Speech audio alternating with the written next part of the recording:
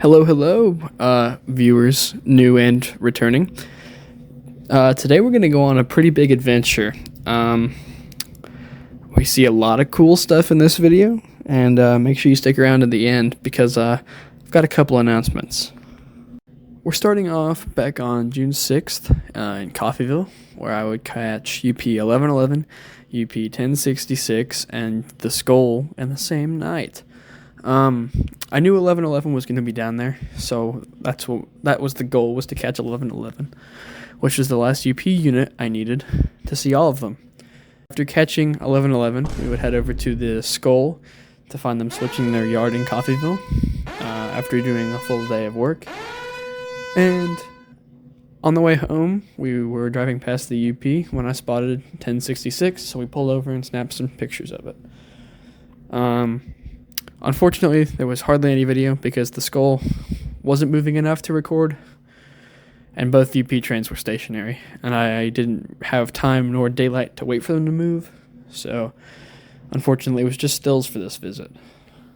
About 2 weeks from the 6th, June 22nd, I made a weekly Coffeyville run, and I found UP 1168, which is a GP60, that had come off the LVR 61 from down in Arkansas on what I assumed to be the LVA 51. I'm not sure. It was a pretty cool catch, and I think it was bound for North Platte for repairs, but I could be mistaken. Later that same day, I caught word that UP 1943 would be leading OSJXP up the Coffeyville subdivision. And after doing some math on when it would show up, I found out that it was probably going to be after dark. So I wasn't too, I wasn't too expectant to catch it, but I was pleasantly surprised by catching it about 4 hours earlier than I thought it would come through in Independence.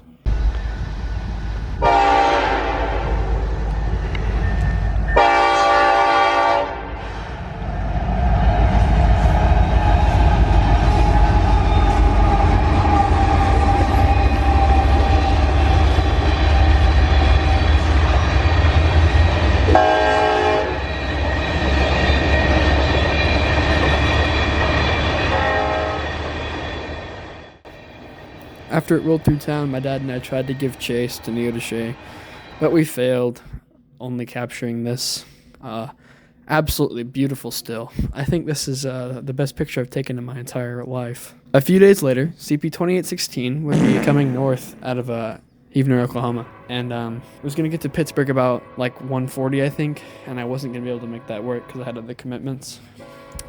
But I got a text from a friend that it was still a good way south of Joplin at 3. So I rounded up my family, and we headed east. We ultimately didn't beat it to Pittsburgh, but we did get it in Deerfield, Missouri, which is about, I think, 7 miles east of Fort Scott. So, yeah, that worked out really, really well. I wasn't expecting it to work at all, but we made it work, and it worked. How many times can I say work in the same sentence and make it work? Let's find out.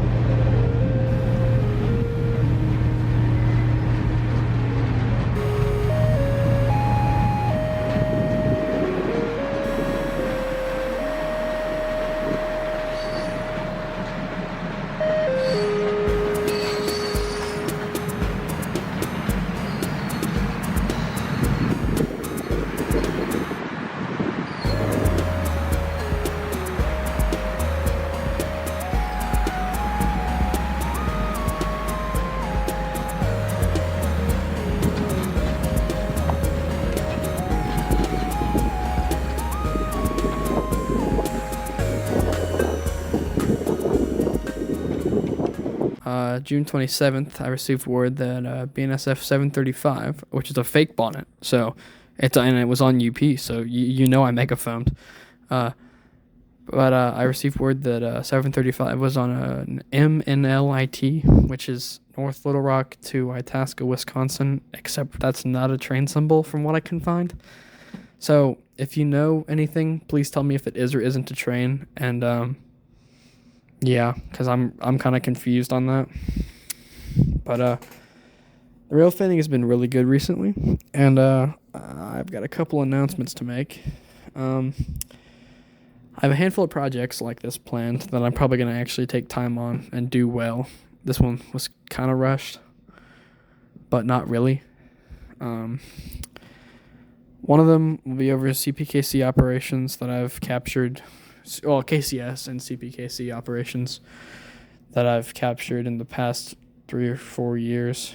And the other one is a pretty big surprise that I don't want to spoil yet, but I think a lot of you will like that.